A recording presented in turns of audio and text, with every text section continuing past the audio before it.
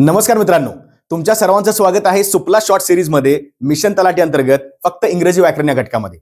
मित्रांनो, लक्षात ठेवायचं आहे की यापूर्वी आपण सुपला शॉर्ट सिरीज मधलं पहिलं लेक्चर पाहिलं होतं आणि पहिल्या लेक्चरमध्ये जे 2023 चे काही प्रश्न होते किंवा काही पीवायक्यू होते, जे विद्यार्थी जेव्हा वर्गामध्ये बसतात पेपर सॉल्व्ह करण्यासाठी तेव्हा त्या विद्यार्थ्यांना काही प्रश्न जमत नसतात. असे प्रश्न बरोबर आपण त्याची उत्तर कशी काढायची आहेत किंवा त्यामध्ये कोणत्या काही टेक्निक किंवा ट्रिक्स आहेत याचा आपण सविस्तर आढावा घेतलेला आहे. मग जे विद्यार्थी नवीन आहेत मिशन तलाठीसाठी, जर तुम्ही चॅनल सबस्क्राईब केले नसेल तर पटकन करून घ्या, जेणेकरून आगामी काळामध्ये जे सगळे लेक्चर्स आहेत, म्हणजे मराठी असेल, इंग्रजी असेल, जीएसजीके असेल किंवा गणित बुद्धिमत्ता असेल, तुम्हाला सगळे लेक्चर्स मोफत मिळणार आहेत. मग लक्षात ठेवायचं मित्रांनो, जर पुढे जाऊन ग्राम महसूल अधिकारी बनण्याचं स्वप्न असेल तर आता नक्की सबस्क्राईब करा आणि जे आपले विद्यार्थी मित्र आहेत त्यांना सुद्धा शेअर करून टाका आणि त्यांना सुद्धा सांगा की मिशन तलाठी या चॅनलवर आपण सगळ्या गोष्टी घेत आहोत. सुरुवात करायची मित्रांनो, सुपला शॉर्ट सिरीज मध्ये आपण काहीतरी नवीन सिरीज आणण्याचा प्रयत्न केलेला आहे. भाग 2 मध्ये आपण हे बघायचंय की असे काही प्रश्न आहेत जे विद्यार्थी स्किप करतात आणि ते प्रश्न इथं आपण बरोबर त्याचं उत्तर किंवा चांगलं एक्सप्लेनेशन मार्फत, स्पष्टीकरणामार्फत बरोबर त्याचं उत्तर काढायचं आहे. चला मित्रांनो, सुरुवात करूया. Select the option that expresses the given sentence in passive. आता लक्षात ठेवायचं, जेव्हा तुम्ही व्हॉइसचा क्वेश्चन वाचता तेव्हा लक्षात ठेवा तुम्हाला फक्त ऍक्टिव्ह व्हॉइस से पॅसिव्ह व्हॉइस करा असा प्रश्न असतो, पण कधी कधी पॅसिव्ह व्हॉइस पासून ऍक्टिव्ह व्हॉइस करा हा सुद्धा प्रश्न विचारणार आहे. म्हणून गांभीर्याने प्रश्न बघायचा. प्रश्नामध्ये विचारलेलं काय आहे? इन पॅसिव्ह व्हॉइस, बरोबर. म्हणजेच काय, मला दिलेलं वाक्य पॅसिव्ह व्हॉइस मध्ये करता आलं पाहिजे. आता पॅसिव्ह व्हॉइस करायचं असेल तर व्हॉइसचे कन्सेप्ट क्लिअर पाहिजे. आता लक्ष द्या, the forest fire has destroyed a large area of the Aravalli forest. The forest fire म्हणजे काय, तर जंगलाला लागणारे आगी असतात, त्याला आपण वनवा असं म्हणतो. फॉरेस्ट फायर मुळे काय झाले, तर त्यांनी काय डिस्ट्रॉय केलेलं आहे, a large area of the Aravalli forest. जे अरावलीचं जंगल आहे तर ते फॉरेस्ट एरिया आहे तो खूप जास्त मोठ्या प्रमाणात डिस्ट्रॉय केलेला आहे, बरोबर. खूप जास्त क्षेत्रफळ डिस्ट्रॉय केलेलं आहे. आता मला लक्षात ठेवायचंय, जर मला व्हॉइसचं उत्तर काढायचं असेल, बघा मित्रांनो, तुम्ही हे प्रश्न सुद्धा बघत असाल, व्हिडिओ पॉज करून बरोबरचं कमेंटमध्ये उत्तर टाकू शकता. म्हणजे काय होईल, तुम्ही सुद्धा काही तर्क लावू शकता की या प्रश्नाचं उत्तर हे बरोबर आहे का. बरं, जर बरोबर असेल तर तुम्हाला तो टॉपिक येत जाईल, पण जर चुकीचं असेल तर पुन्हा बघता येईल की बाबा याचं स्पष्टीकरण काय दिलेलं आहे. आता आपण काय करूया, लक्षात ठेवायचं, हॅज डिस्ट्रॉइड आपला वर्ब आहे, फॉरेस्ट फायर हे आपलं सब्जेक्ट आहे. म्हणजे मला काय कळालं, ऍक्टिव्ह व्हॉइस मध्ये सब्जेक्ट मिळाला, वर्ब मिळाला आणि ऑब्जेक्ट मिळाला, बरोबर की नाही. आता मला काय करायचंय, पॅसिव्ह व्हॉइस करत असताना मला ऑब्जेक्ट आणावं लागेल, मग वर्ब आणावं लागेल, त्याच्यात हेल्पिंग वर्ब पण असेल आणि शेवटी पुन्हा सब्जेक्ट असेल. आता लक्षात ठेवायचंय, जर मी वर्बचा उच्चार केला तर ते हॅज डिस्ट्रॉइड आहे आणि ऍक्टिव्हचं पॅसिव्ह करत असताना हा सगळ्यात महत्त्वाचा नियम लक्षात आला पाहिजे. काय तो नियम, तर अजिबात टेन्स बदलायचा नाही. काय काय विद्यार्थी काय करतात, हॅजचं हॅड करतात, काय विद्यार्थी हॅजचं आयएनजी करतात, तिथं आयएनजी वगैरे काही दिलेलं नाही. हॅज डिस्ट्रॉइड म्हणजे कोणता टेन्स झाला सांगा बघू, तर तो झाला प्रेझेंट परफेक्ट, बरोबर ना. प्रेझेंट परफेक्ट विथरी लागला.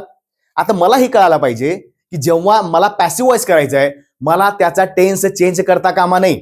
म्हणजेच काय, बघा कुठं टेन्स चेंज केला बघूया आपण. बघा इथे सापडलं बरोबर. मी आताच काय म्हणलं, ऍक्टिव्ह व्हॉइसचा जर तुम्हाला वाक्य दिलं असेल त्याचा टेन्स हा पॅसिव्ह व्हॉइस मध्ये सेमच राहील, बरोबर. प्रेझेंट असेल तर पॅसिव्ह व्हॉइस मध्ये प्रेझेंट पाहिजे, पास्ट असेल तर पास्ट ठेवायचा. साधी गोष्ट आहे, हा प्रेझेंट आहे ना रे. हा जर प्रेझेंट असेल तर कशाला चाललाय पास्ट मध्ये.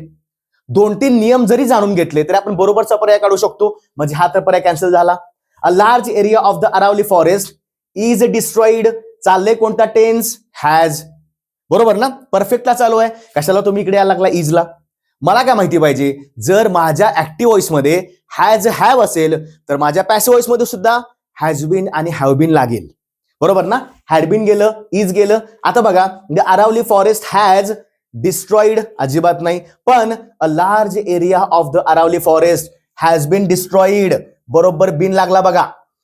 म्हणजे लक्षात ठेवायचं, ऍक्टिव्ह व्हॉइस मध्ये हॅज हॅव विथ्री असेल, पॅसिव्ह व्हॉइस मध्ये सुद्धा has been have been V three लागतो. आणि जर फक्त वर्ब बघितले आपण, बघा मधोमध सगळे वर्ब आहेत, म्हणजे व्यवस्थित प्रश्न वाचताना हे डोक्यामध्ये आलं पाहिजे. काय, तर ऍक्टिव्ह व्हॉइस पॅसिव्ह व्हॉइस करताना वर्ब व्यवस्थित बघा. तुमचा हा वेळ वाचला की नाही सगळं वाचायचं, बरोबर ना. वेळ वाचणं सुद्धा गरजेचं आहे, बरोबर. मग काय आहे बघा, सब्जेक्ट वर ऑब्जेक्ट, ऑब्जेक्ट झाला शेवटी large area of the Aravalli forest सुरुवातीला आलं, हॅज बीन डिस्ट्रॉइड कुणाकडनं? By the forest fire. By शेवटी लागला पाहिजे, च्या कडून असा अर्थ होतो. लक्षात ठेवा पर्याय क्रमांक कुठला आहे? बरोबर, चौथा आहे. म्हणून जेव्हा तुम्ही प्रश्न बघाल पॉज करा, कमेंट टाका, नाही समजलं पुन्हा बघायचं, बरोबर आलं उत्तमच आहे. ठीक आहे, चला पुढचा आपण बघूया. Identify the most appropriate meaning of the given idiom. आणि मित्रांनो असं होणारच नाही की तलाठीला वोकॅब्युलरीला प्रश्न जाणार नाही. 100% तलाठीला प्रश्न जाणारच आहे. म्हणजे लक्षात ठेवायचं आपल्याला वोकॅब्युलरी आपली खूप जास्त स्ट्रॉंग पाहिजे. वोकॅब्युलरी स्ट्रॉंग असेल तर खूप जास्त तुम्हाला तिथं फायदेशीर गोष्टी असणार आहेत, मार्क चांगले मिळणार आहेत. काय विचारले? Take a rain check.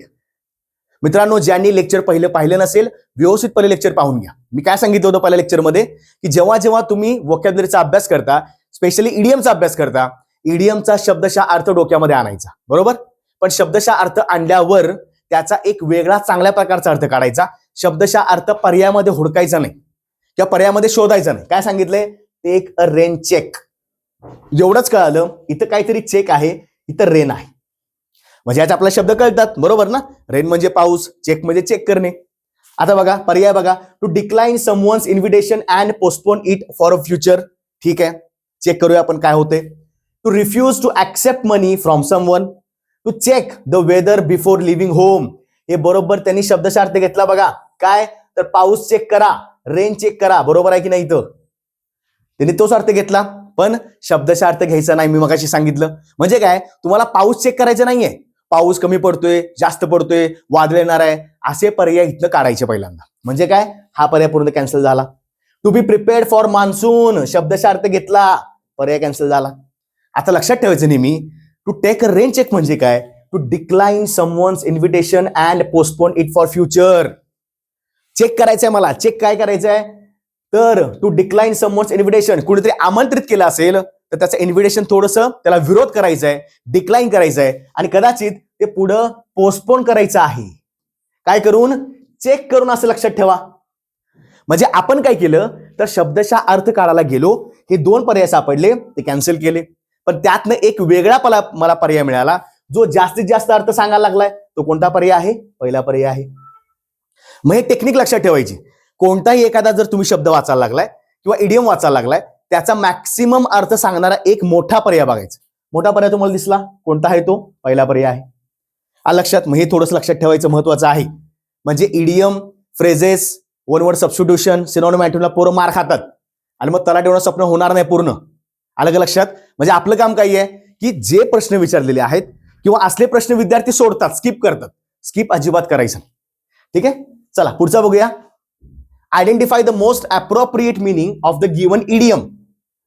Idiom किंवा फ्रेज असेल बघा. काय विचारले? Blow, hot and cold. एकदा व्यवस्थित शब्द वाचायचा. इडियम खूप जास्त महत्वाचा आहे. तुमच्या समोर सगळे पर्याय दिलेले आहेत, बरोबर की नाही? आता बघा. To take a cold shower after a hot stream bath. मी काय सांगितलं मगाशी? जर त्यांनी हॉट कोल्डचा पूर्णपणे उपयोग केला असेल याचा अर्थ ते शब्दशः वापर करत आहेत. बरोबर सापडलं बघा. काय? हॉट अँड कोल्ड म्हणजे गरम आणि थंड. बरं, ब्लो म्हणजे काय? आता ब्लोचे आणि करता आहेत, पण हॉट आणि कोल्ड म्हणजे गरम आणि थंड. जर पर्यायामध्ये कुठं गरम थंडचा वापर केला असेल शब्दशः, म्हणजे hot water, cold water, hot weather, cold weather, तर ते पर्याय साईडला काढायचे. To take a cold shower बघा, पाण्याचा वापर केला. हॉट स्ट्रीमचा वापर केला, बाथ. आंघोळ करायची नाही इथं. कशाला आंघोळ करायचे नाही असले कशाला विचारतील शब्द इडियम मध्ये? To go on a cold place, मग सांगितल्याप्रमाणे cold cold, hot hot, cancel. बघा ह्याच्यामध्ये लय भारी टेक्निक आहे. हे समजलं ना तुम्हाला एक्स्ट्रा मार्क काढता येतील. ठीक आहे. To vacillate between two opposing or starkly different behaviour. Yes, जसं हॉटच्या विरोधात कोल्ड आहे म्हणजे टोटल अपोजिट आहे. म्हणजे म्हणण्याचा उद्देश काय आहे? ब्लो, हॉट अँड कोल्डचा अर्थ काय होतो? To vacillate between two opposing or starkly different behaviour. जर दोन्हीही अपोजिट काही वागणूक असेल, वर्तणूक असेल, स्वभाव असेल, अशा दोन्ही अपोजिंग म्हणजे विरुद्ध गोष्टींच्या मध्ये एखादा व्यक्ती अडकून जातो, त्याला समजत नाही काय करायचं. हॉट आणि कोल्ड काय करावं, डिलेमा असतो. लक्षात ठेवायचं, यामध्ये फरक करणं अवघड होऊन जातं. इथं वेगळाच एक चांगला अर्थ सांगितलेला आहे. टेक्निक दुसरी काय सांगितली होती? जो जास्त पर्याय मोठा एलॅबरेट करतोय याचा अर्थ त्यामध्ये तुमचा पर्याय दडलेला असणार आहे. म्हणजे बरोबरचा पर्याय कोणता आहे?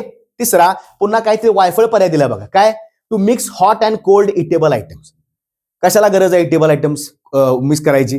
काही गरज आहे का? नाही. आलं का लक्षात? बघा आपलं काम काय आहे की असे जे प्रश्न असतात जे अवघड वाटतात ते पटकन आपण सोडवू शकतो. ठीक आहे, पण कसं? लॉजिक लावून. आणि हे वरचे जर आपले 6-7 प्रश्न बरोबर आले जवळपास 14-16 मार्क वाढतात आणि आपण त्या लिस्टमध्ये जातो. ठीक आहे, चला पुढचा काय आहे? The following sentence has been split.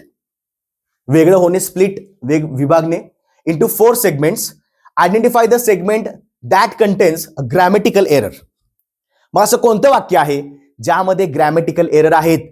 पहिल्या सिरीजच्या लेक्चरमध्ये मी सांगितलं होतं ग्रॅमॅटिकल एरर ओळखणं, शोधणं एवढं सोपं नाही. कारण का? तुम्हाला ग्रामरचे एरर काढण्यासाठी सगळ्या घटकांचा अभ्यास करणं गरजेचं आहे. आलं लक्षात? मग ग्रॅमॅटिकल एरर म्हणजे काय? तर तुमचं वाक्य दिलेलं आहे, त्या वाक्याची फोड करा. त्यांनी फोड पण केली आहे बघा. आता हे काय केलंय? हे वाक्य वेगळं, शब्दांचा समूह केला, हा एक वेगळा केला, हा एक वेगळा केला. बरोबर? सगळं वेगळे केलेलं आहे. आता करायला काय लागेल? प्रत्येक त्या भागामध्ये मला एरर आहे की नाही बघायला लागेल. मग तो वर्बचा एरर असेल, मग तो नाउनचा एरर असेल, प्रोनाउन असेल, ऍडजेक्टिव्ह असेल, कोणताही असेल. बरोबर? आता आपण सिक्वेन्स वाईज जाऊ. एकदा व्यवस्थित वाक्य वाचायचं. She is responsible for taking care to her younger siblings with while her parents are at work. थोडं ऍट वर्क मध्ये थोडा स्पेस आहे. काय सांगितलंय? आता सुरुवात करूया आपण. मला सांगा, शी इज रिस्पॉन्सिबल.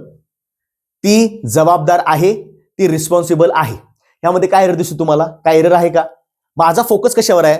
मला कदाचित वर्बचे एरर विचारू शकतात. बरोबर? शी इज रिस्पॉन्सिबल, काहीही एरर नाही, म्हणजे हा पर्याय कॅन्सल झाला. बघा लगेच मी खाली येतोय. काय येतोय? मला कळालं की वरती एरर नसेल, पटपट पर्याय क्लिअर करून टाका. कारण होतंय काय, कधीतरी आपलं कन्फ्युजन होतं. म्हणजे पर्याय येणार असतो दुसरा, किंवा आपण दुसरा पर्याय कॅन्सल करतो. बरोबर? कॅन्सल जरी केला तर असं वाटतं की मग हाच पर्याय बरोबर आहे, पुन्हा लिहून टाकतो, गडबड व्हायला लागते. ठीक आहे, हा पर्याय मी कॅन्सल केला. आता पुढे बघूया. रिस्पॉन्सिबल फॉर, येस, रिस्पॉन्सिबल नंतर फॉर हे फ्रेज लागतं. रिस्पॉन्सिबल फॉर असतं, रिस्पॉन्सिबल ऑफ नाही, रिस्पॉन्सिबल फॉरच पाहिजे. त्यासाठी जबाबदार. रिस्पॉन्सिबल फॉर टेकिंग केअर, म्हणजे इथं पण एरर नाही आहे बघा. फॉर टेकिंग केअर इथं पण एरर नाहीये. पण टेकिंग केअर टू नव्हे, टेकिंग केअर काय पाहिजे? ऑफ पाहिजे. त्या व्यक्तीची काळजी घेणे. Taking care of. कुणाची taking care? Her younger siblings, त्याच्या लहान भावंडाची काळजी घेण्यासाठी. मला लक्षात ठेवायचं, टेक केअर ऑफ असतं. Take care for, take care to असं कोणतंही तुम्हाला प्रिपोजिशन घ्यायचं नाही. टॉपिक आहे प्रिपोजिशनल फ्रेजेस. म्हणजे काय? तुमच्या प्रिपोजिशनला कदाचित तोच एखादा शब्द लागला पाहिजे, किंवा फ्रेझल वर्ब्स असतात. What is phrasal verb? तुमच्या वर्बला एक सर्वसामान्यपणे जर तुम्ही कोणते प्रिपोजिशन वापरलं त्याचा व्यवस्थित वेगळा अर्थ आला पाहिजे. ठीक आहे, मला लक्षात ठेवायचं. तर मला इथे काय सापडते? त्या टूच्या ऐवजी इथं ऑफ पाहिजे होतं. म्हणजे याच वाक्यामध्ये एरर दिसतोय. मग टूचं वाक्य बघा, कुठं आहे टूचं वाक्य? इथं आहे बघा. बरोबर? याच्यामध्ये एरर दिसला म्हणजे हे माझं बरोबरचा पर्याय आहे. ठीक आहे, आता मी इथं इकडे जायची काय गरज आहे? माझं काय म्हणणं आहे, तुम्हाला एरर जर सुरुवातीला भेटला लगेच पर्याय लिहून टाका. इथं भेटला त्याचा पर्याय लिहून टाका. शेवटी भेटला शेवटचा पर्याय लिहून टाका. पण म्हणण्याचा उद्देश काय? कधी कधी आपला इथं पर्याय सापडतो, पण आपण काय करतो? उगाच शोधत बसतो सगळीकडे कुठे एरर आहे.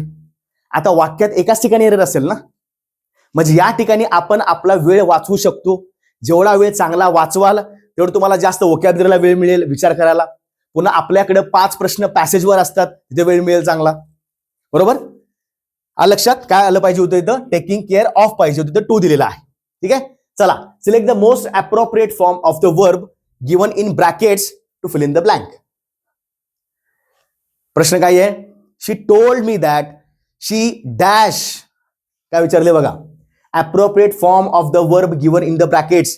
ब्रॅकेटमध्ये जे काय दिलेलं आहे त्याचा बरोबरचा इथं वर्बचा फॉर्मॅट वापरता आला पाहिजे. मित्रांनो, असले प्रश्न जे असतात ते आपण सोडण्याचा प्रयत्न करत असतो, पण इथून पुढे लक्षात ठेवायचं कुठलाही प्रश्न सोडायचा नाही. आणि या प्रकारचा प्रश्न पडला तर माझी टेक्निक वापर तुम्हाला येणार आहे. बघा लक्ष द्या, इथं हिअरचा तुम्हाला इथं व्यवस्थित शब्द लिहायचा आहे. She told me that she dash hear the church bell rings. बरोबर? तिनं मला सांगितलं की तिनं चर्चची जी बेल आहे त्याच्या रिंग त्यानं ऐकलेल्या आहे. ते बेलचं रिंगिंग ऐकलेलं आहे. ठीक आहे, ओके. आता याच्यात काय करावं लागेल? बऱ्याच विद्यार्थ्यांना असले वर्बचे प्रश्न किंवा टेन्सचे प्रश्न सुटत नाही. लक्षात ठेवायचं नेहमी, जेव्हा 2 वाक्य मी कंजक्शन न जोडणार हे एक वाक्य आहे आणि हे एक वाक्य आहे, बरोबर ना? हे एक वाक्य आहे आणि हे एक वाक्य आहे. आता माझा लॉजिकल सेन्स काय बघा, जेव्हा आपण दोन वाक्य एका कंजक्शननं जोडतो, दॅट हे कंजक्शन आहे, लक्षात ठेवायचं. दॅट काय करते, दोन वाक्यांना जोडण्याचा प्रयत्न करते, बरोबर? आता मला सांगा, ज्या वाक्याचा जो काही वाक्य सुरुवातीला आहे त्याचा जो काळ असेल तोच काळ मला पुढच्या वाक्याचा पाहिजे. That is called as sentence structure आणि सेंटेन्स बॅलन्सिंग. सेंटेन्स बॅलन्सिंग म्हणजे काय, पहिल्या वाक्याचा जो काळ आहे तोच मला पुढच्या वाक्याचा पाहिजे, बरोबर ना?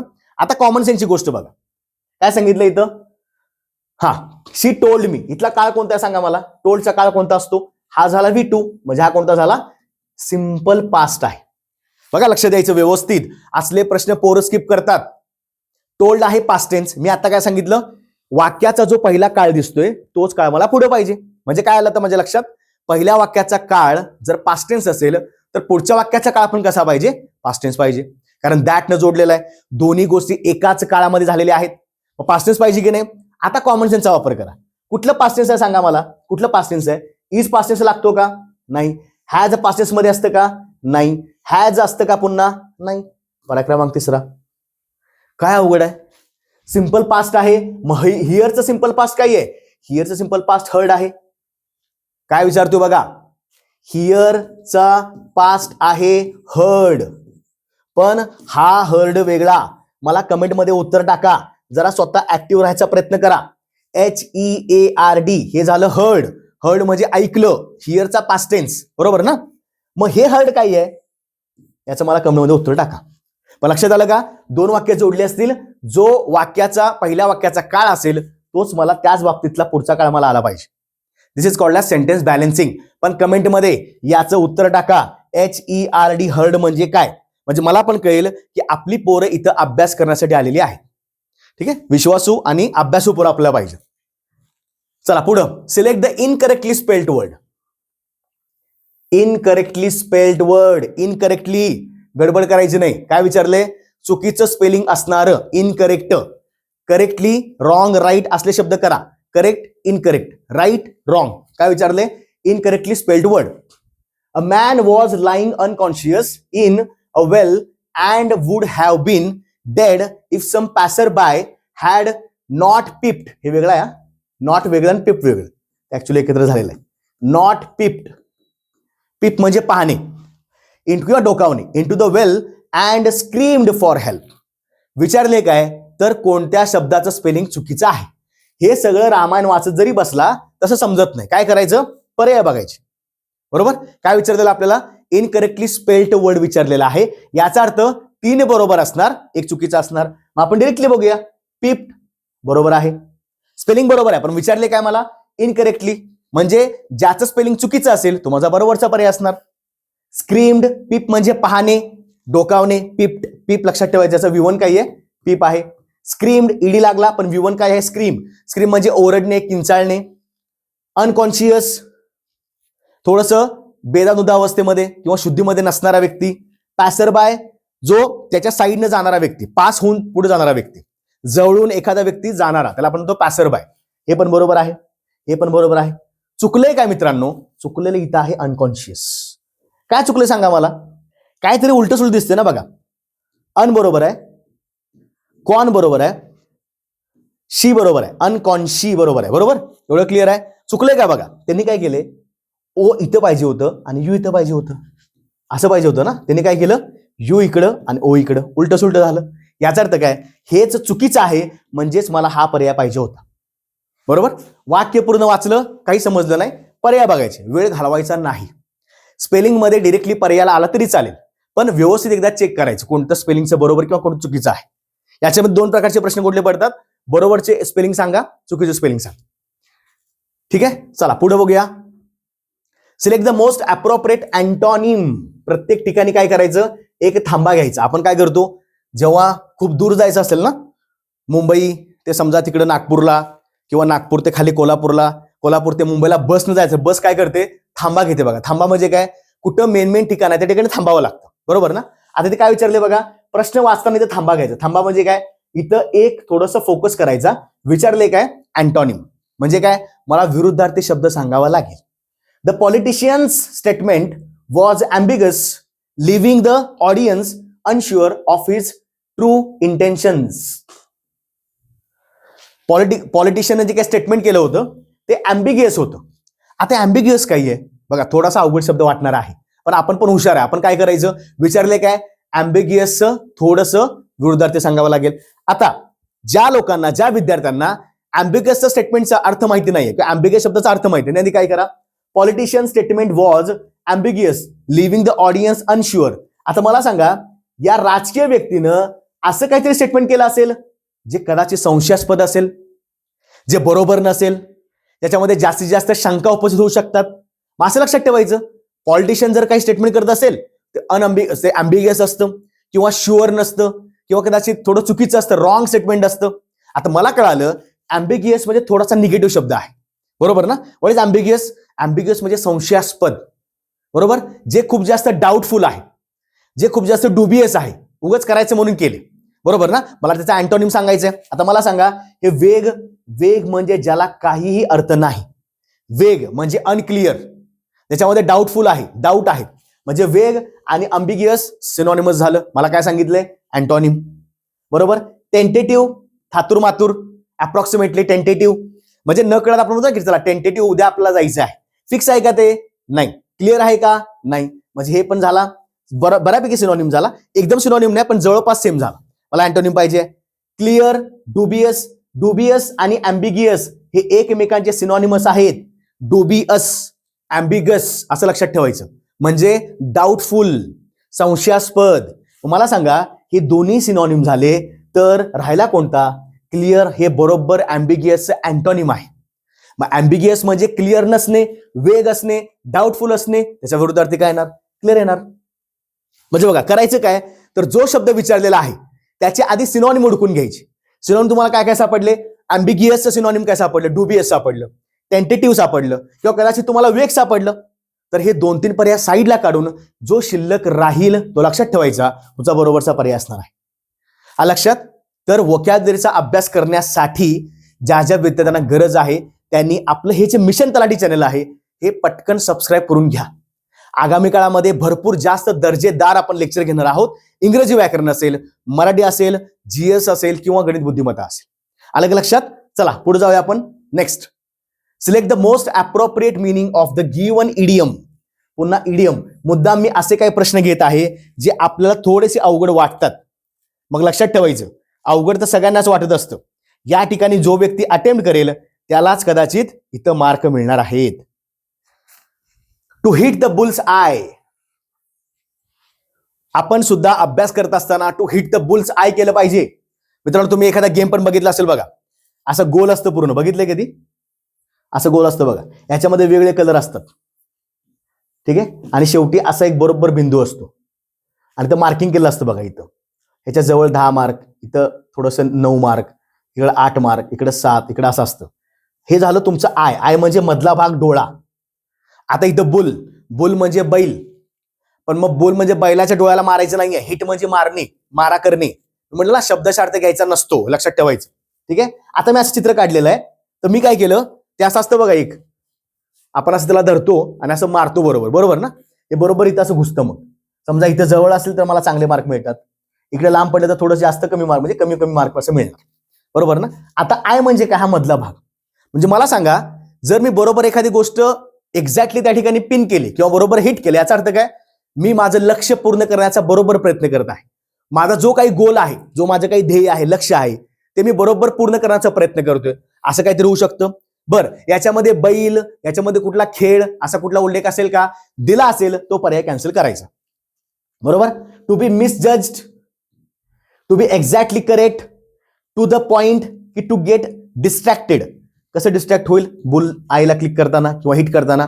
To be exactly correct, to the point, to the hit, to hit the bull's eye म्हणजे टू बी एक्झॅक्टली करेक्ट. पण मला हिट करायचं आहे त्यामुळे मी इथं पॉइंट हा घेणार नाही.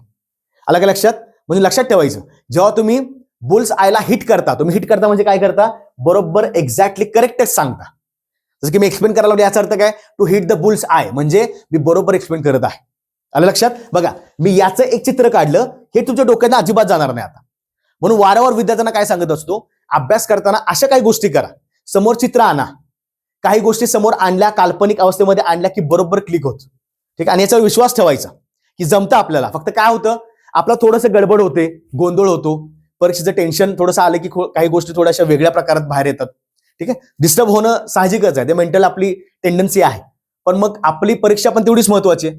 ठीक आहे, ओके. नेक्स्ट पुढचा, the following sentence has been split into 4 segments. पुन्हा कुठला प्रश्न आला, जेव्हा वाक्याचे भाग केले जातील, वाक्य विभागलं जाईल, याचा अर्थ काय, तुम्हाला ग्रामरचा एरर ओळखायचा आहे. व्यवस्थित प्रश्न वाचा, काही गडबड करू नका. माझ्यासोबत एकदम दर्जेदार तुमची तयारी होणार आहे. कधी, जर तुम्ही ते सिरियसली केलं तर. हे लक्षात ठेवा. Sanyogita did not went to school yesterday. एररचा अभ्यास करत असताना लक्षात ठेवायचं नेहमी 5 टॉपिक हमखास विसरायचे नाहीत. कुणी झोपेन जर उठवलं तर लक्षात ठेवायचे एररला हे 5 टॉपिक त्यांना सांगायचे. कुठले कुठले महत्त्वाचे टॉपिक आहेत, subject verb agreement, verb topic वेगळा पूर्ण करायचा, त्याच्यामध्ये टेन्स पण आला पाहिजे.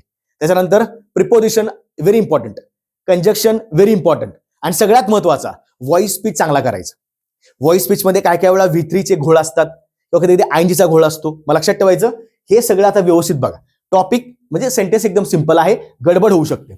संयोगिता काय विचारले, कुठल्या भागामध्ये, तर तुमचा एरर दिलेला आहे.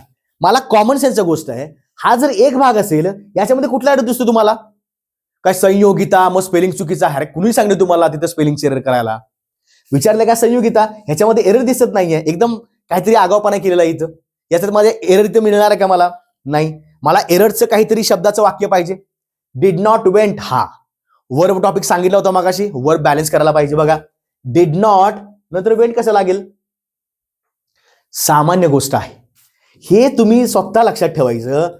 डू असेल, डूचा मावस भाऊ डज असेल, डचा परत चुलत भाऊ डीड असेल, अरे काही फरक पडतो. डू असेल, डज असेल, डीड असेल, सगळ्यांना V1च लागलं पाहिजे.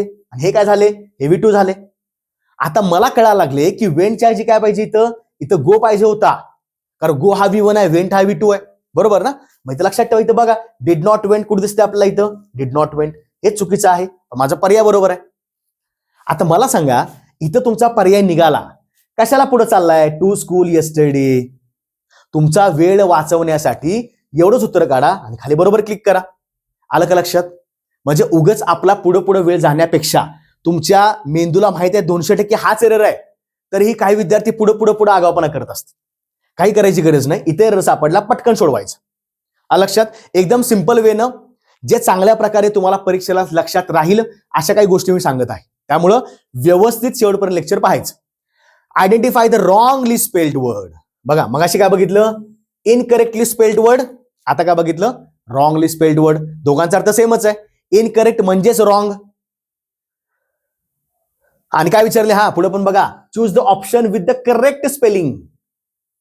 करेक्ट स्पेलिंग हे तुम्हाला माहिती पाहिजे की यातलं कोणतं रॉंग आहे, नाहीतर उलट सुलट करून टाकाल. त्याने काय विचारले, 2 अंडरलाईन केलेल्या शब्दामधलं बघा, हे वेगळे पॅटर्न लक्षात आले पाहिजे. आपल्या डोक्यामध्ये एक पॅटर्न कुठला असतो, आर्टिकलला प्रश्न आहे, कंजक्शनला प्रश्न आहे, प्रिपोजिशनला प्रश्न आहे, फिल इन द ब्लँकला प्रश्न आहे, मॅच द फॉलोइंगला प्रश्न आहे. हे सगळं मान्य, व्होकॅब्युलरीला प्रश्न सगळं मान्य. पण असे काही प्रश्न असतात जे चर्चा कोण करतच नाही. सगळे काय म्हणतात, हा चला 25 पैकी एवढे प्रश्न सोपे असतात. आणि प्रश्न सोपे पण कट ऑफ किती लागतो, तुम्हाला खूप जास्त स्कोर करणं गरजेचं आहे, बरोबर ना. मला सांगा, 2 शब्दामध्ये ज्याचं स्पेलिंग चुकले तो शब्द निवडावा लागेल आणि त्याचं बरोबरचं स्पेलिंग तुम्हाला सांगायचं आहे. आता काही लोकांना वाटेल ब्लेसिंग्स हे बरोबर आहे, काही लोकांना वाटेल ब्लेसिंग चुकीचं आहे, बरोबरचं पर्याय बघायचंय. आता कॉमन सेन्सची गोष्ट आहे बघा, जर ब्लेसिंग इथं चुकीचं असेल तर काय हे बरोबर आहे का, ब्लेसिंग्सला डबल एन लागतं, नाही. ब्लेसिंग्सला डबल ई लागतं, अजिबात नाही. म्हणजे 100% चुकीचा शब्द कोणता आहे, हाच शब्द चुकीचा आहे. प्रिव्हिलेज मध्ये DGE लागत नाही. प्रिव्हिलेज करेक्शन पण चुकलं इथं, बघा लक्ष द्या. इथं प्रिव्हिलेज बरोबर स्पेलिंग काय आहे, पहिला प्री लिहायचं, नंतर वी लिहायचं, बरोबर, प्री वी, आणि पुन्हा लेज लिहायचं, झालं. किती सोपं आहे, प्री वी लेज, हेच करेक्शन आहे आपलं. आणि चुकीचा शब्द कोणता आहे, हा शब्द चुकीचा आहे, पहिला पर्याय बरोबर. असे पॅटर्न चर्चेमध्ये आले पाहिजेत, याच्यावर कोणीच बोलत नसतं. म्हणून मुद्दाम सांगतोय की व्यवस्थित लेक्चर बघत चला. काय सांगितलं मी आता, जो शब्द मी इनकरेक्टली काढला, चुकीचा काढला, त्याचं बरोबर स्पेलिंग हेच आहे, प्रिव्हिलेज. आता कन्फ्युज व्हायचं नाही. नॉलेजचं स्पेलिंग बघा. नॉलेज पहिला नो लिहायचं, नो, KNOW, नो म्हणजे माहिती असणे, बरोबर. लेज, लेज मध्ये डी येतो, पण प्रिव्हिलेज मध्ये डी येत नाही. एवढं कॉमन सेन्सचा भाग करायचा. कुठं कुठं तुम्हाला एकदम बेसिकवर प्रश्न विचारतात, आपण पूर्ण कन्फ्यूज होऊन जातो.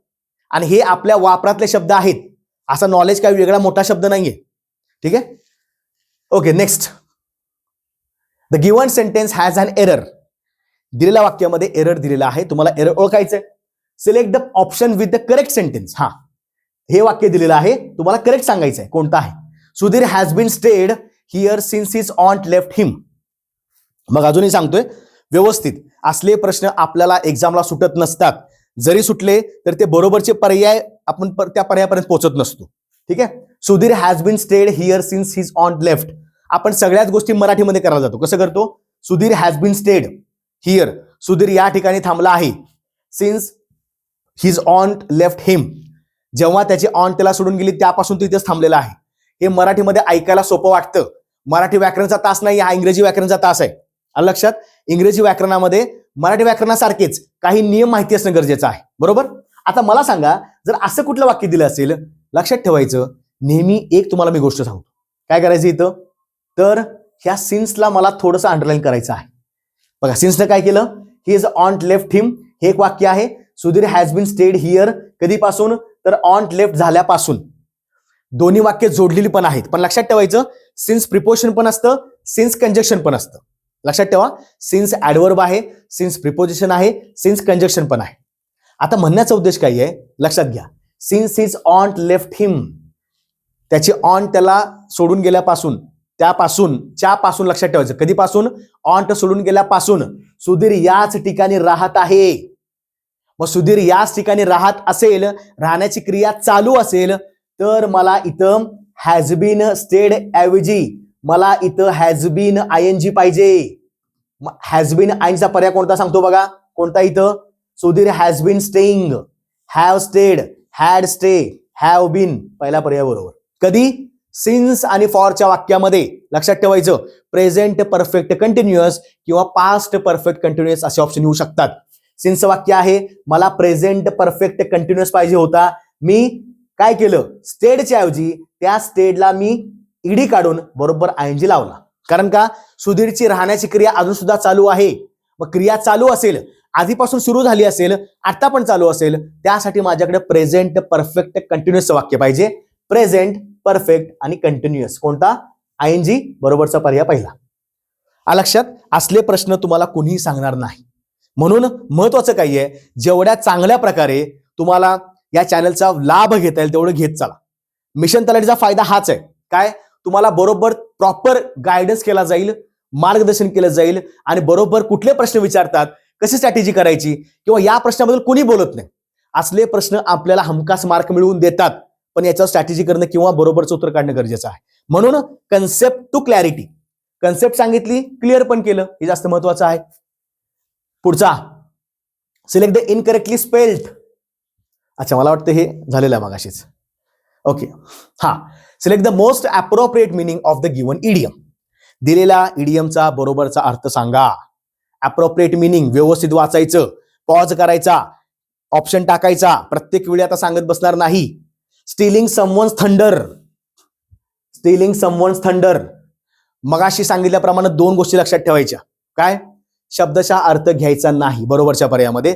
दुसरी गोष्ट, जो पर्याय जास्तीत जास्त इलॅबोरेटिव्ह असतो, जास्त माहिती सांगणार असतो, कदाचित तोच ऑप्शन जास्त असतो. मी काय म्हणलं?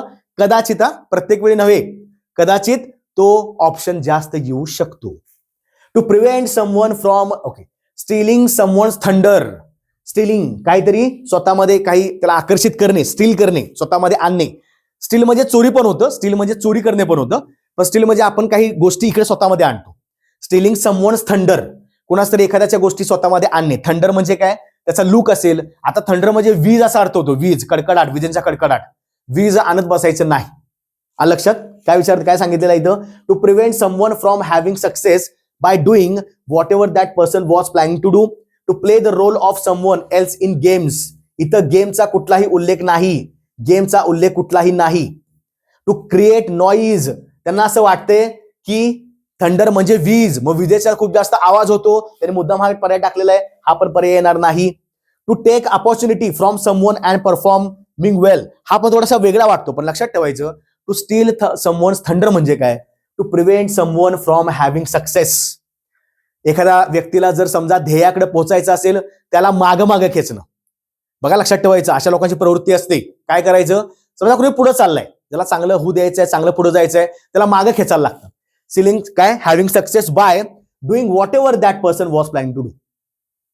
काही पण करून त्या व्यक्तीला यशस्वी होऊ द्यायचं नाही, त्याचं चांगलं नियोजन पूर्ण खराब करायचं. That is called as to steal someone's thunder. कुणाच्या तरी काही गोष्टी थंडर किंवा स्टील करणे म्हणजे लक्षात ठेवा, चोरी करणं नव्हे, तर त्याला मागं खेचणे, पाय ओढणे, पुढे जाऊ नकोस, माघारी. लक्षात ठेवायचं, एक आपल्या डोक्यामध्ये इमेज करा. आपल्या जीवनामध्ये सुद्धा आपल्या जवळचे व्यक्ती, आपले मित्र किंवा आपले कोणतरी नातेवाईक असतील, ते आपला पाय खेचत राहतात, त्याचे इमेज समोर आणायची आणि असं काहीतरी विचार करायचा की तो माझा मित्र आहे, तो स्टील नेहमी थंडर करतो, तो काय करतो, नेहमी थंडरिंग करतो. थंडरिंग म्हणजे काय, इथं मागं खेचणं. लक्षात विसरायचं नाही. Next, select the incorrectly spelled word in the following sentence. तुम्हाला या ठिकाणी इनकरेक्टली स्पेल्ड सांगायचं आहे. दो शी इज, मगाचाच प्रश्न आहे, though she is fantastic and enthusiastic player, she was unable to perform that day since she was experiencing a mental trauma. सगळं वाक्य वाचलं, काहीच समजत नाही, पर्यायाकडे यायचं. फॅन्टॅस्टिक स्पेलिंग बरोबर आहे का, बरोबर आहे. काय विचारले, इनकरेक्टली स्पेल्ड विचारले. एन्थुसियास्टिक, इंदू जियास्टिक, जिया SIA स्टिक. एक्सपिरियन्सिंग, हे कन्फ्युज व्हायचं नाही, XP हे लक्षात ठेवायचं. रियन्स, शेवटी ENC पाहिजे, RI पाहिजे, हे लक्षात ठेवा. मग काय केलं, ई काढलं आणि ING जोडलं, एक्सपिरियन्सिंग झालं. तर लक्षात ठेवायचं, इथं काही वेगळा शब्द दिसतो का आपल्याला, येस. ट्रामा नसतं कधी, हा बरोबरचा चुकीचा शब्द आहे, पण मला बरोबर इथं आन्सर निवडायचंय. ट्रॉमा असतो. लक्षात, स्पेलिंग काय असतं ट्रॉमाचं, ट्रॉमा. मग या गोष्टी करत चला, कारण होतंय काय, आपण अभ्यास करत असताना काही शब्द असे असतात जे कदाचित आपल्याला माहिती असतात. आता ट्रॉमा, आपण बऱ्याच ठिकाणी ट्रॉमा हा शब्द वापरतो. आपण जेव्हा काही मोठ्या हॉस्पिटलला जातो तेव्हा असतं बघा, ट्रॉमा केअर, ट्रॉमा डिपार्टमेंट. मग आता बऱ्याच लोकांना माहिती नसतं की हे ट्रॉमा काय आहे. मग लक्षात ठेवायचं, तर जेव्हा तुम्ही अभ्यास करता तेव्हा खूप जास्त अशा गोष्टी आपण आसपास बघत राहतो, अजिबात विसरायचं नाही. ठीक आहे, ओके. मग ट्रॉमा म्हणजे काय, मेंटल ट्रॉमा म्हणजे काय, धक्कादायक काहीतरी अशा गोष्टी असतात बघा, लाईफमध्ये अशा काही घडतात, एकदम आकस्मिकपणे काही धक्कादायक गोष्टी घडतात. मग धक्का, मानसिक धक्का किंवा कोणताही एखादं खूप जास्त पर्टिक्युलरली मेंटल, मानसिक काही गोष्टी जर झाल्या, आघात त्याला आपण होणे म्हणतो, आघात होणे, धक्का पोचणे, याचा अर्थ काय, हा ट्रॉमा असतो. पण ट्रॉमा स्पेलिंग काय आहे, TRAU, ट्रॉ आणि मा, ट्रामा नव्हे, दिस इज रॉंग. पण हे माझं बरोबरच उत्तर आहे, कारण का हे सगळे बरोबरचे पर्याय आहेत, हा चुकीचा झाला. ठीक आहे, व्यवस्थित हे वाचायचं. Then select the most appropriate meaning of the idiom below. Boil the ocean. Ocean boil करा. शब्दाचा अर्थ तुम्ही सांगायचा आम्हाला कोणता आहे. शब्दाचा अर्थ घ्यायला घेतला की तुम्हाला काय दिसणार तिथं, बॉईल द ओशियन म्हणजे काय, बॉईल म्हणजे उकळणे, बरोबर, गरम करणे. त्याचा अर्थ काय होतो लक्षात ठेवायचं. काय, ओशन म्हणजे समुद्र.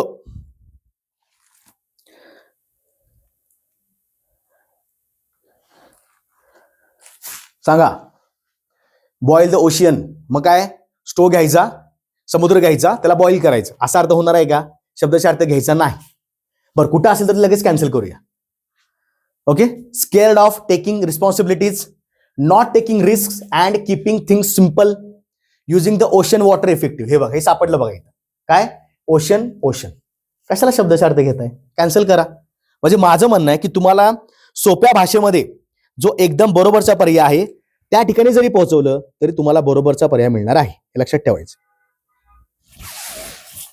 सांगा, स्केअर्ड ऑफ टेकिंग रिस्पॉन्सिबिलिटीज, जबाबदारी घेण्यापासून थोडंसं भीती वाटणे येऊ शकतं, पण या ठिकाणी बरोबरचं मला सांगायचंय, तर हे बरोबर येणार नाही. Not taking risk and keeping thing simple, अजिबात नाही. इथं बॉईल शब्द आहे, काहीतरी गरम करायला लागला म्हणजे थोडं निगेटिव्ह शब्द लक्षात ठेवायचा, हे पण नाही. बरोबरचा पर्याय कोणता मित्रांनो, अंडरटेकिंग अँड इम्पॉसिबल टास्क. मग लक्षात ठेवायचं, परीक्षेला या बाबतीत बरेचसे प्रश्न विचारलेले आहेत. बॉईल द ओशियनचा अर्थ काय आहे, तर जे अँबिग्युअस, कॉम्प्लेक्स, किचकट काही वस्तू आहेत, किचकट गोष्टी आहेत, त्या हातामध्ये घेणे म्हणजे काय, तर बॉईल द टास्क, असो बॉईल द ओशन म्हणजे काय, अंडरटेक अन इम्पॉसिबल टास्क. अशा गोष्टी आहेत ज्या खूप जास्त अवघड आहेत, इम्पॉसिबल आहेत, थोडासा वेळ लागेल, किचकट आहेत, कॉम्प्लेक्स आहेत. अशा गोष्टी हाताळणे किंवा हातामध्ये घेणे म्हणजेच काय, बॉईल द ओशन. ठीक आहे. शब्दशः अर्थवाले पर्याय मी सांगतोय, अजून पटकन काढून घ्यायचे. सुपला शॉट मध्ये बरोबर शॉट मारायचा, तुम्हाला बरोबरचा पर्याय मिळणार. आलं लक्षात? चला पुढचा. Select the incorrectly spelled word. Incorrectly सांगितले, चुकीचं सांगायचं आहे. व्हॅक्यूम, व्हॅक्यूमचं स्पेलिंग बरोबर आहे, पण अजूनही विद्यार्थ्यांना वाटतं की व्हॅक्यूमचं स्पेलिंग हेच आहे सर. आम्ही खूप जास्त पूर्वीच्या कालखंडातले आहोत ज्यांना असं वाटतं की हेच स्पेलिंग आहे. अरे व्हॅक्यूमचं स्पेलिंग, तुमच्या व्हॅक्यूम मध्ये सी ऐवजी यू ला जास्त भर आहे म्हणून डबल यू असतो, डबल सी नसतो कधीही व्हॅक्यूमला. हे आज काही लोकांना समजेल, हे लक्षात ठेवा. ठीक आहे. व्हॅक्यूम स्पेलिंग बरोबर आहे, डबल यू लागतो. ब्रीफ, ब्रीफ म्हणजे संक्षिप्त, एकदम थोडक्यात. आय ई आहे, बरोबर आहे. बघा लक्षात ठेवा, ब्रीफ असं पाहिजे नेहमी. कधी कधी असं पण लिहितात ई आणि आय, इथं जास्त घोळ होतो आणि या ठिकाणी हाच घोळ आहे. टॅबू, सामाजिक काही व्यवस्था असतात, बहिष्कृत करणं, ते टॅबू असतात समाजामध्ये, काही चुकीच्या काही गोष्टी असतात. ठीक आहे. टॅबू हे पण बरोबर आहे. चुकलंय का इथं, काय विचारलं, इनकरेक्टली चुकले का इथं, बिलीफ. काय पाहिजे बिलीफ सांगा मला. बिलीफचं बरोबर स्पेलिंग असणार आहे हे आय ई, काय दिलं इथं, ई आय. दुसरी गोष्ट बिलीव, बघा बिलीवचं स्पेलिंग असं असतं बीई, हे झालं बी, हे झालं लाय, एल आय ई, आणि मग व्ही असतं. काय काय वेळा काही लोक असं पण लिहितात बिलीव. अरे असं कसं होईल, हे चुकलं. म्हणून जेव्हा जेव्हा ईचा काही उच्चार झाला, बघा इंग्रजीमध्ये प्रॉब्लेम काय आहे, वायचा उच्चार पण ईचा आहे, डबल ईचा पण उच्चार ईचा आहे, डबल आयचा उच्चार पण ईचा आहे. ओके. आय ईचा उच्चार पण ईचा आहे, ई आयचा उच्चार पण ईचाच आहे. मग आता घ्यायचं कोणतं, तर लक्षात ठेवा ह्याची स्पेलिंगची प्रॅक्टिस करायची. रिसीव, डिसीव, बिलीव, परसीव, काही पण असेल हे लिहून काढायचं. रिसीट, ई आय की आई कळतच नाही. म्हणून स्पेलिंगमध्ये असे हमखास प्रश्न विचारले जातात जे नेहमी आपल्या चर्चेमध्ये आहेत. बरं, तुम्हाला व्हॅक्यूम, ब्रीफ, टॅबू माहित नाही का, बरं ठीक आहे, टॅबू माहिती नसेल, हे दोन तरी माहिती आहे आपल्याला. ठीक आहे. बरोबरचा पर्याय कोणता आहे, चौथा, म्हणजे चुकीचं कोणतं स्पेलिंग आहे, चौथा. ठीक आहे. बघा आपण कुठलं चुकले आणि कुठलं बरोबर आहे हे परिपूर्ण अभ्यासत आहोत. म्हणून विद्यार्थी मित्रांनो लक्षात ठेवायचं, हेच सांगणं गरजेचं आहे. मिशन तलाठी या प्लॅटफॉर्मला, आपल्या युट्यूब चॅनलला आपण आगामी काळामध्ये सगळे लेक्चर्स मोफत घेत आहोत. जे जे विद्यार्थ्यांच्या मनामध्ये ग्राम महसूल अधिकारी होण्याचं स्वप्न आहे, जे आपली आगामी मोठी ऍड असेल, यासाठी आपण ही व्हिडिओ लेक्चर सिरीज चालू केलेली आहे. सध्या इंग्रजी चालू आहे, गणित बुद्धिमत्ता चालू आहे. आगामी काळामध्ये लगेच काही दिवसांनी आपण मराठी त्याच सोबत जीएस आणि जीके सुद्धा एकदम उत्कृष्ट पद्धतीने घेणार आहोत.